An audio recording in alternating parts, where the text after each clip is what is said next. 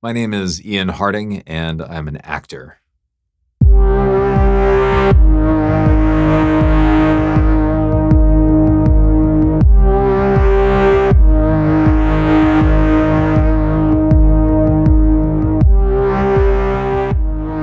My interest in acting began when I was a child, I think, in that I always wanted to play um, dress up, and I always wanted to play certain characters and whatever I saw on TV. And then I went to high school, and because I could sing, I knew that I could probably do the musicals or be in choir or something. The high school that I went to was very athletic, and I was athletic, but maybe not as much as these guys. Um, and so I started doing the musicals and the plays, and then I started to realize, like, oh, I really love this, and I'm reasonably good at it. And then once sort of senior year rolled around, I think I thought, like, oh, I should try and see if I can do this for real. And so I auditioned for schools, and I got into one, and here we are. Was there a point in my career that like realized that I could do this? There have been a couple, because you're not always sure. I think in the very beginning, when I was in high school, and I thought that I was talented, but I wasn't really quite sure. I didn't know if I was maybe a big fish in a small pond or something like that.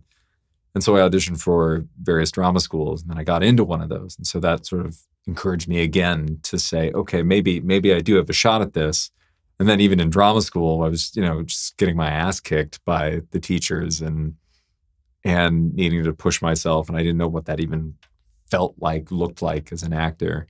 And then things started to change where, like in local Pittsburgh, or movies that came through Pittsburgh, I was able to get cast in those.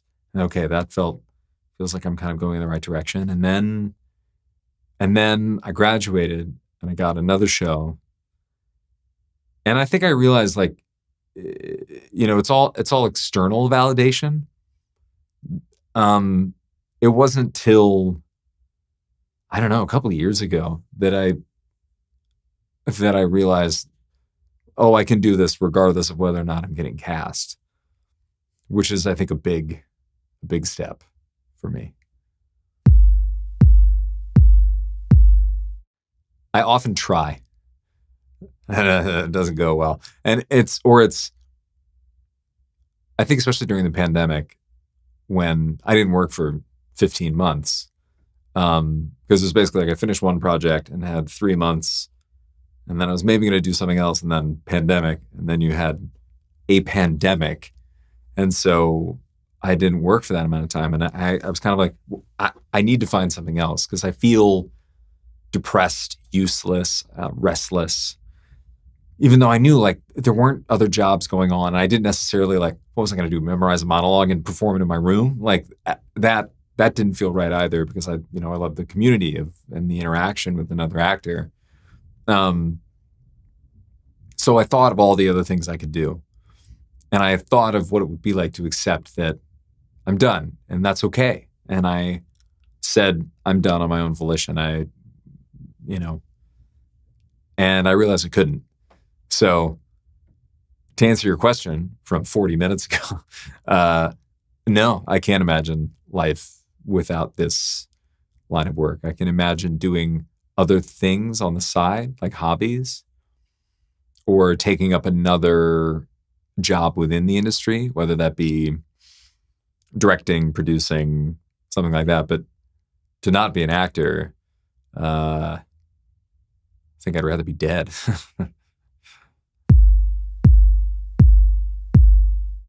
My first real break was, it had to be Pretty Little Liars. I think it was the first big professional gig that I had that really changed.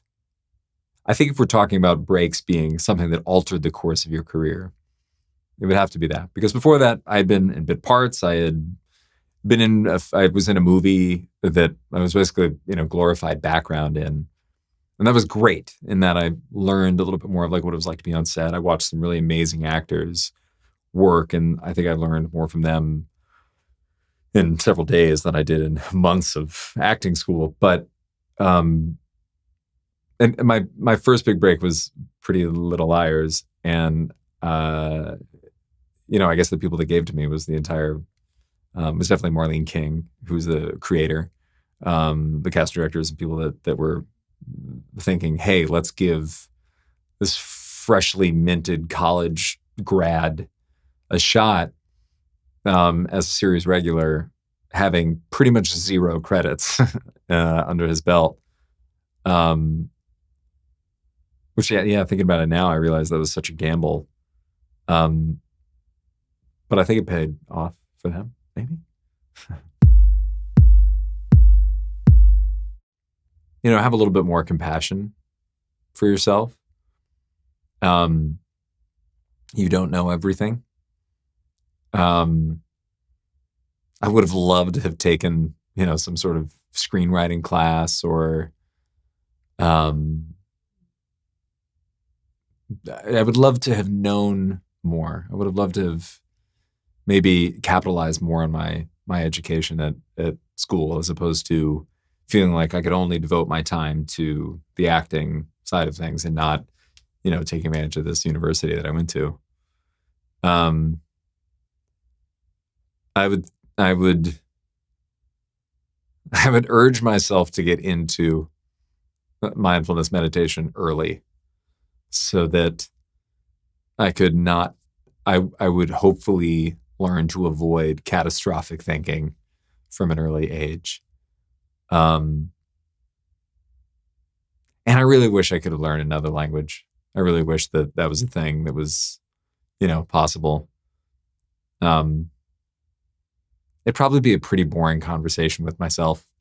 And I have a feeling younger me would be like, hey, so that's great. I love the mustache. I have to go. Thank you so much.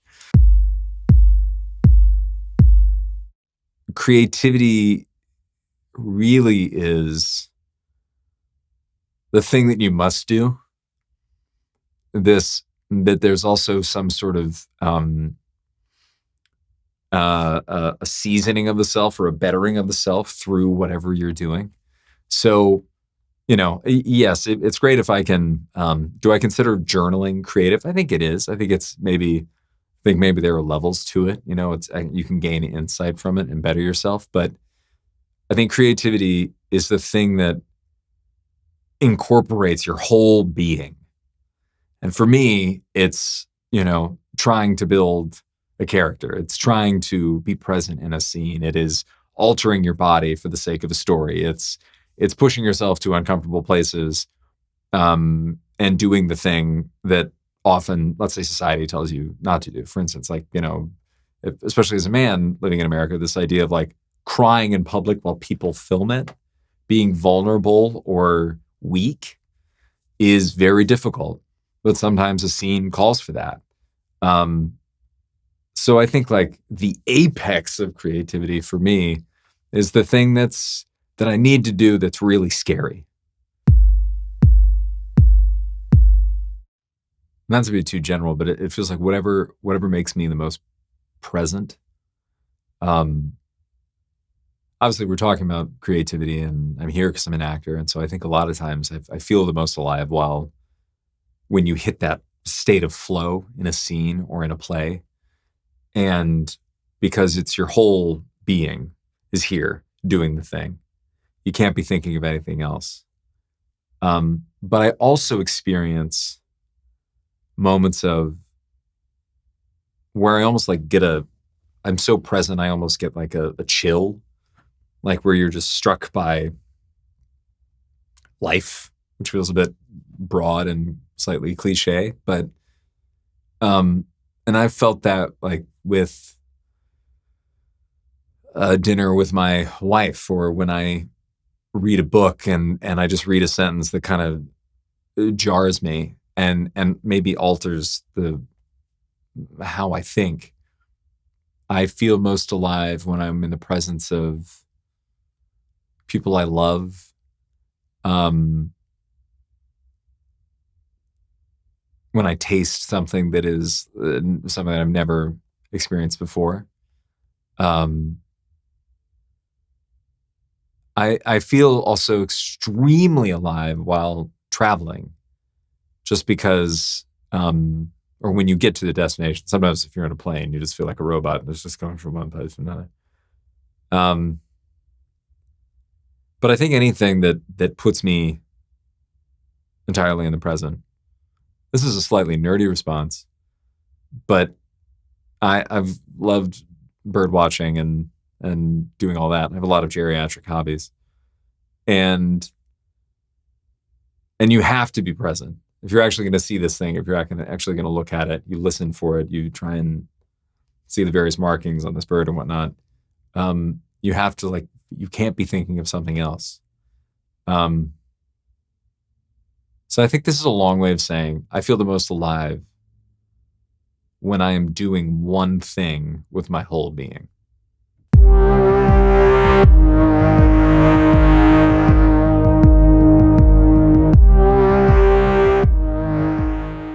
Actually, I almost want to add this other thing. It's like, here's something I did learn about myself over the quarantine, slightly jokey. I was like, oh, I can grow facial hair.